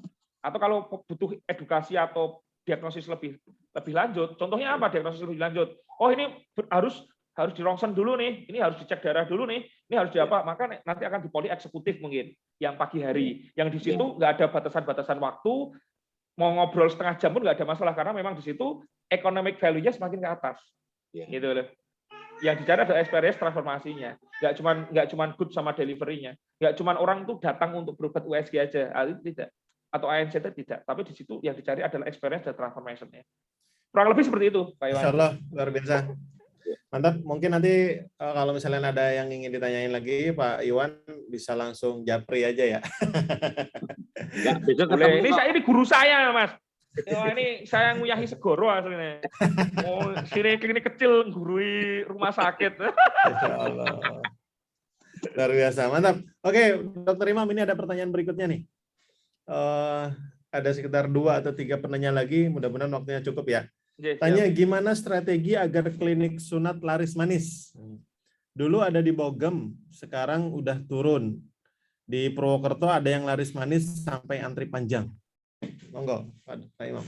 Nah, ini pentingnya branding ya, pentingnya bangun branding, dan bangun branding itu konsisten. Nah, ini cocok sekali nanti dengan acara branding itu ya. Jadi ini dari Mas Firdaus Wibowo ya kalau nggak salah. Ya. Nah, ini gini Mas Firdaus. Jadi klinik sunat laris manis itu proses Mas, itu butuh waktu. Jadi kecuali kalau kita mau nerapin viral effect, ada namanya viral effect.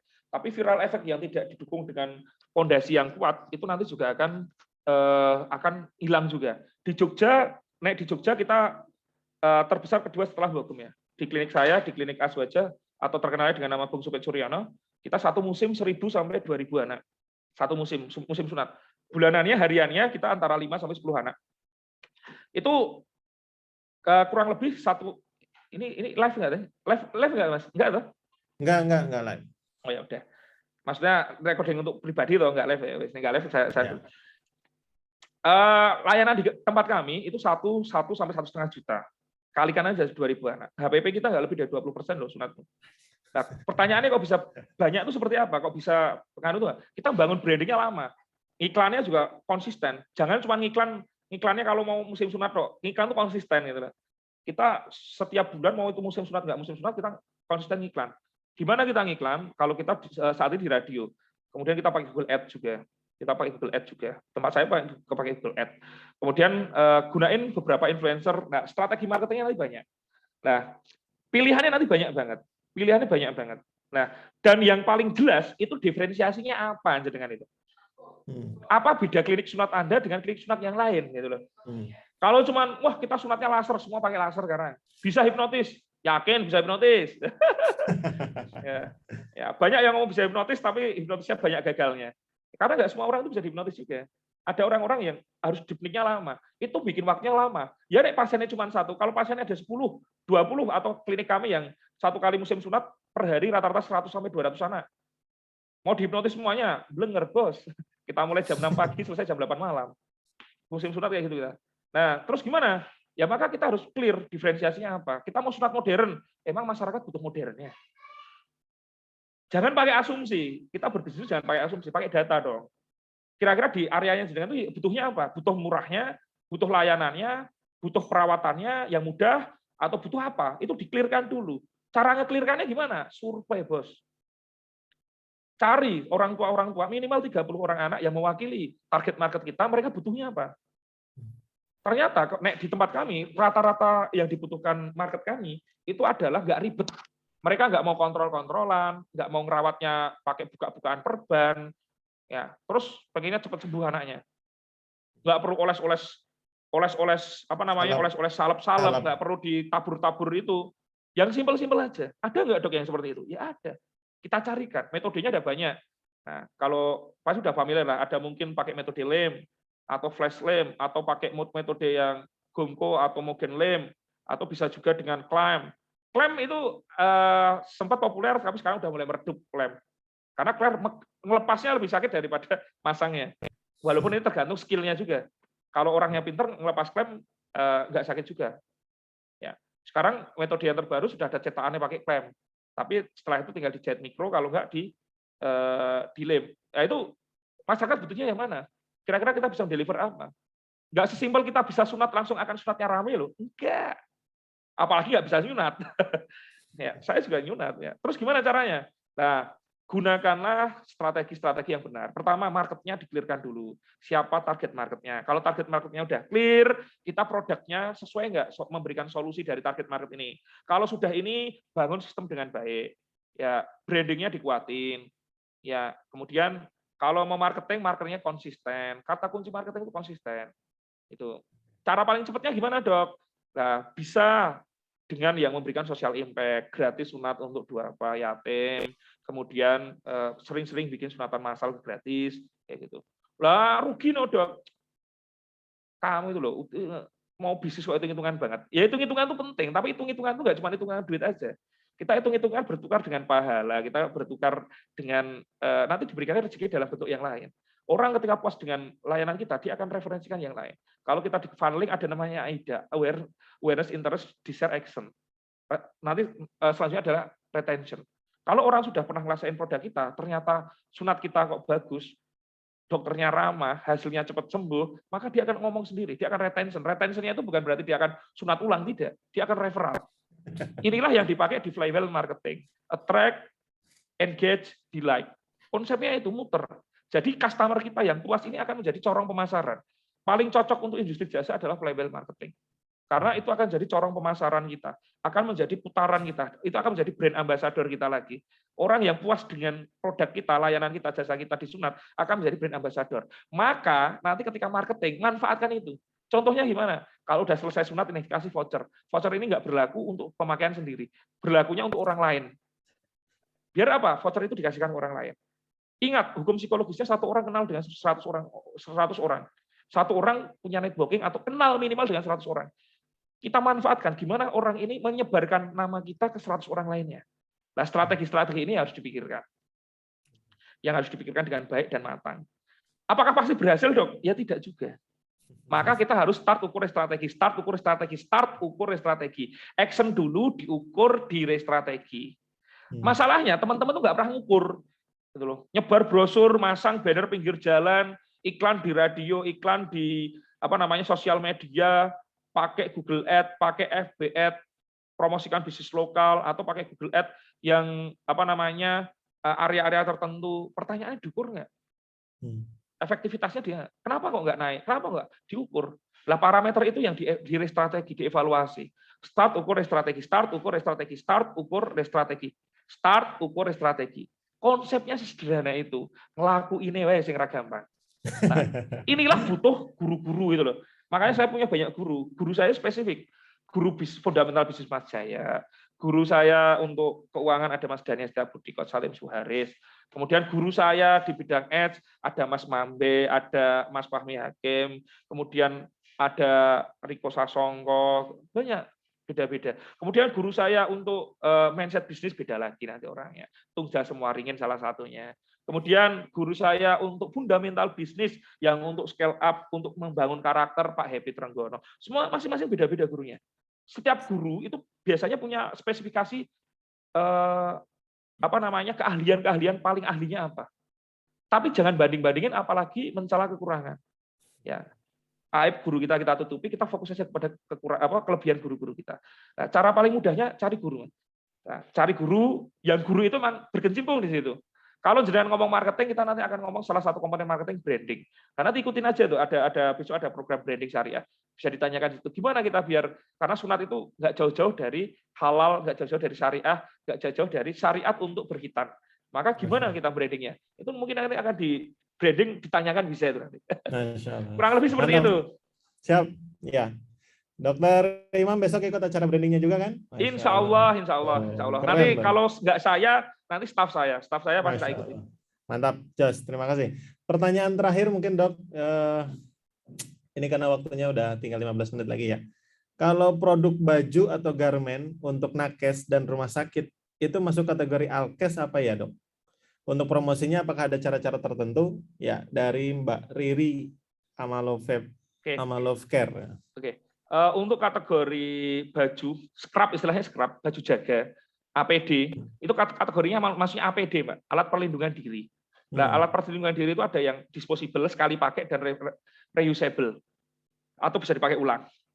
Yang berbahan kain-kain, toteron, kemudian drill, American drill, kemudian bahan-bahan yang lain itu biasanya kategorinya adalah reusable. Dia kain yang reusable, kain yang bisa dipakai kembali, bisa dicuci kembali. Kemudian kalau yang non reusable sekali pakai, biasanya golongan kayak PVC, kemudian polyester, kemudian mikroporus, spunbond, itu sekali pakai, kebanyakan sekali pakai. Nah, kategorinya adalah kategori industrinya industri alat kesehatan, subkategorinya adalah APD, alat perlindungan diri. Nah, alat perlindungan diri nanti bagi lagi bawahnya subkategori. Ya, kategori apa? Disposable atau reusable. Itu ada sendiri lagi. Nah, terus cara marketingnya gimana, Dok, kalau kayak gitu? Nah, tergantung market kita, Mbak. Jenengan mau ngincernya siapa? Marketing jenengan mau siapa? Instansi, mau penggunaan pribadi profesional kayak dokter perawat bidan, atau mau siapa itu? Atau mungkin kayak pabrik gitu. Kemarin ternyata pabrik itu pakai APD loh. APD-nya apa? Apron, kemudian sarung tangan. Beberapa perusahaan ada yang ngambil di tempat kami, sarung tangan per bulan lumayan. Per bulan 3 karton ya lumayan. 3 karton, 1 karton 30 box. Itu satu perusahaan. Kalau seumpama 10 perusahaan, lumayan kan? 300 box. Ya, anggap aja 1 box untung 10.000 aja kan, 300 sudah lumayan 3 juta. Baru satu produk, nanti belum lagi hand sanitizer-nya, desinfektannya, yang lain-lainnya. Udah duit tok, Mbak istilahnya. Nah, terus gimana cara kita marketingnya? Ketahui dulu target market kita itu siapa. Contoh nih, target market kita adalah end user. End user-nya siapa? Dokter, perawat, bidan. Entah itu mahasiswa ataupun profesional. Maka kita harus gimana nih cara marketing kita? Marketing kita adalah maka B2C, business to customer, ke end user. Maka kita gimana caranya kita menjangkau mereka? Menjangkau itu tekniknya ada banyak. Bisa ngetok pintunya atau ngumumin aja. Nah, ngetok pintu itu kayak jemput bola. Kalau di online, kalau di online, di dunia online, ngetok pintu itu pakai FB Ads. Itu ngetok pintu.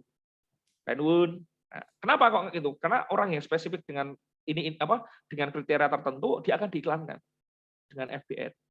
Nah, atau ngetok pintunya bisa dengan influencer, itu juga bisa. Mereka yang pengikutnya atau followernya yang merupakan niche market kita atau target market kita, itu akan kita iklankan di situ. Kita pakai bantuan influencer, itu juga bisa. Atau yang tipenya bikin toko, entah tokonya offline atau online, bisa di marketplace, bisa nanti di web. Nah, kemudian diiklankan dengan teknik yang lain lagi, dengan kombinasi yang lain lagi. Entah itu organik atau anorganik. Organiknya contohnya dengan posting rutin, entah itu di FB atau IG atau di TikTok, atau mungkin dengan ads, Google Ads, FB Ads, IG Ads, TikTok Ads, silahkan, nggak ada masalah. Kalau offline-nya gimana? Offline-nya tergantung lagi siapa customer kita. Kata kuncinya kenali sarang semutnya, Mbak. Orang-orang target market kita itu ngumpulnya di mana? Oh, kalau target market saya ngumpulnya di rumah sakit. Dokter, perawat, bidan, pasien ngumpulnya di mana? Rumah sakit, puskesmas. Cari aja rumah sakit puskesmas paling besar. Udah, diriin toko di sampingnya. Itu target market kami. Maka kita keterlihatan. Hukum keterlihatan namanya. Nah, ketika keterlihatan ini terus dilihat, mereka target market kita, maka lama-lama akan mampir sendiri. Ya. Kalau kok kita ternyata jauh dari tempat yang jadi tempat market kita, terus gimana? Ditarik. Cara nariknya itu bisa anorganik, bisa organik. Bisa dengan banner, bisa dengan iklan pinggir jalan, bisa dengan iklan radio, bisa dengan iklan baris, bisa dengan koran, bisa dengan FB, IG, TikTok, YouTube, bisa dengan influencer, bisa macam-macam, banyak banget. Pertanyaannya, yang cocok dengan kita yang mana? Nah, itu strateginya berbeda-beda. Kalau pengalaman saya, kalau penggunaan reguler itu jualan reguler 1-2 biji gitu, saya pakainya marketplace sama FB Ads gitu. FB Ads kita jualannya lewat web, kemudian dikonekkan dengan order online, kemudian nanti kita iklankan. Targetnya berapa? 1000 scrap gitu per bulan, ya udah, kuat-kuatan aja.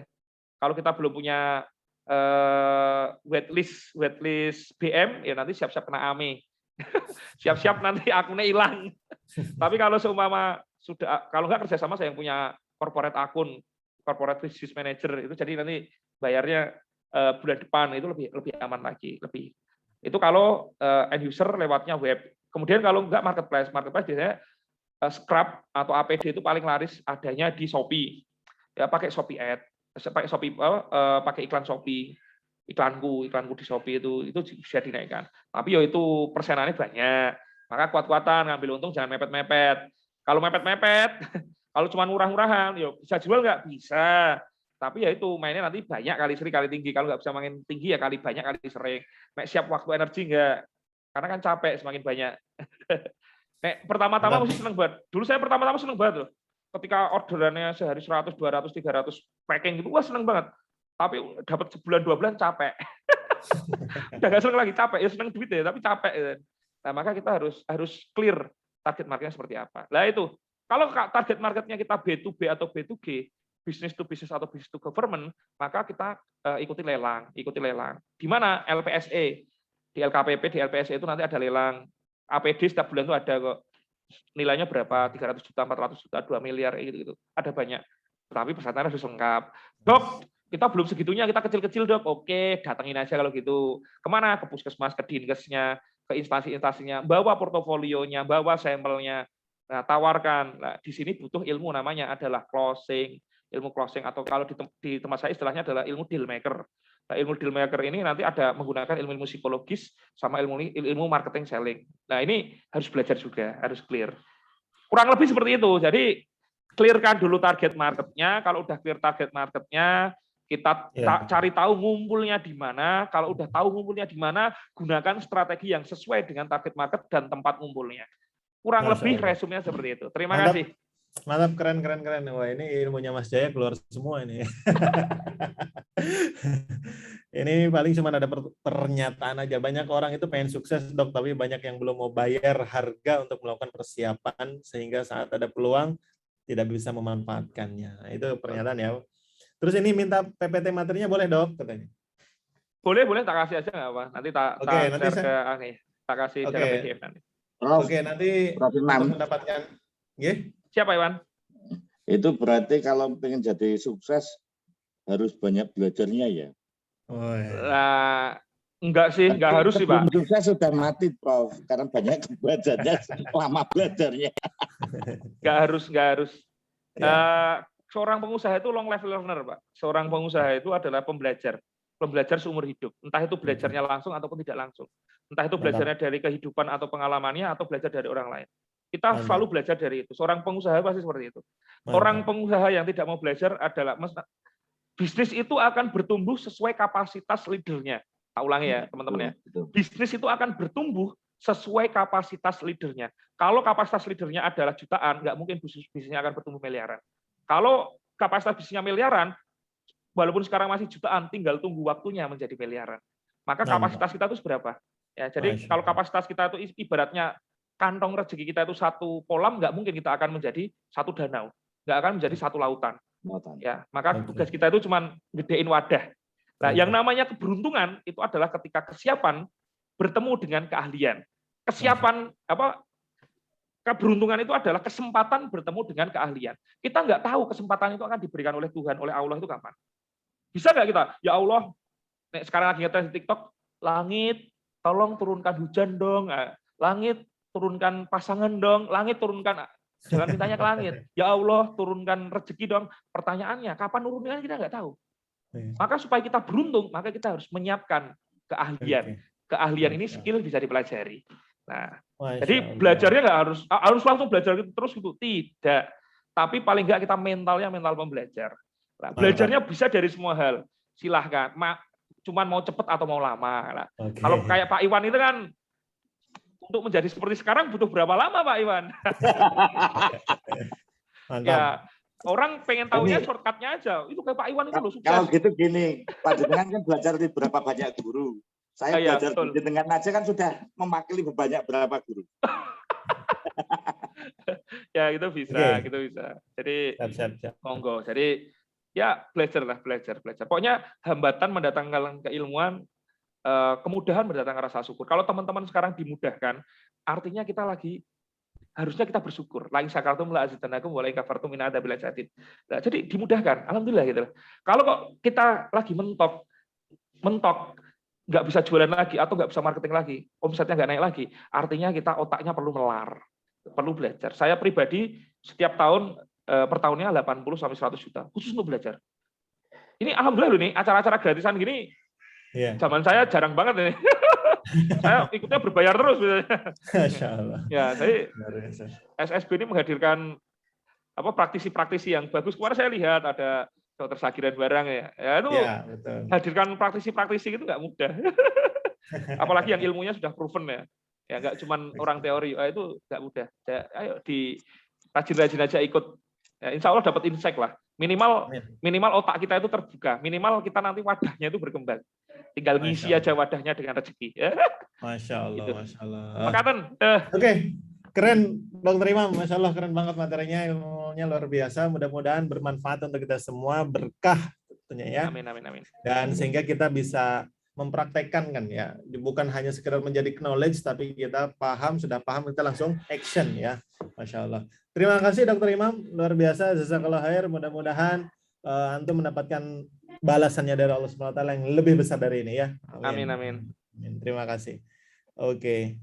Baik, terima kasih kepada seluruh peserta yang sudah hadir di acara SSB ini, Senin Sharing Business bersama Hasanah Barokah Haidi. Dan kami juga ucapkan terima kasih kepada Madu Sumak Capeyang Kakung yang sudah support acara ini. Bagi teman-teman yang pengen beli atau malah pengen jualan Madu Sumak ini, ya silakan langsung saja hubungi Mas Deva di nomor yang ada di chat ini ya. Atau nanti teman-teman silahkan join di grupnya Senin Sharing Business. Sekarang sudah ada 2 grup ya. Karena yang grup yang pertama sudah penuh, Masya Allah, nanti insya Allah tinggal join aja ke grup yang kedua. Oke, gitu ya. Terima kasih informasinya, partisipasinya. Mudah-mudahan teman-teman bisa mendapatkan manfaat dari acara ini. Dan kalau ngerasa manfaat, gabung dan share nanti untuk acara-acara selanjutnya ya. Gitu ya. Oke, terima kasih. Saya Kang Rangga Lesmana, mohon undur diri pamit. Mari kita tutup dengan mengucapkan hamdalah bersama-sama. Alhamdulillahirrabbilalamin. Dan kita sempurnakan dengan doa kifaratul majlis. Subhanakallahumma bihamdika. Asyhadu an la ilaha illa anta astaghfiruka wa atubu ilaik. Apa minkum? Billahi taufiq wal hidayah. Wassalamualaikum warahmatullahi wabarakatuh. Waalaikumsalam warahmatullahi wabarakatuh. Terima kasih. Masya Allah. Silahkan kalau mau live ya. Luar biasa. Monggo Mas Rangga duluan ya. Dr. Imam, terima kasih Dr. Imam. Masya Allah. Kalau mau itu saya kan punya kios kecil di rumah sakit saya. Itu kalau jadi pemasok saya nitip produk, saya persilahkan untuk datang. Oke, baik. Terima kasih Pak Iwan. Masya Allah. Waalaikumsalam Pak Ikanul Akbar. Masya Allah, terima kasih. Salam buat semuanya teman-teman. Assalamualaikum. Waalaikumsalam. Ya, terima kasih.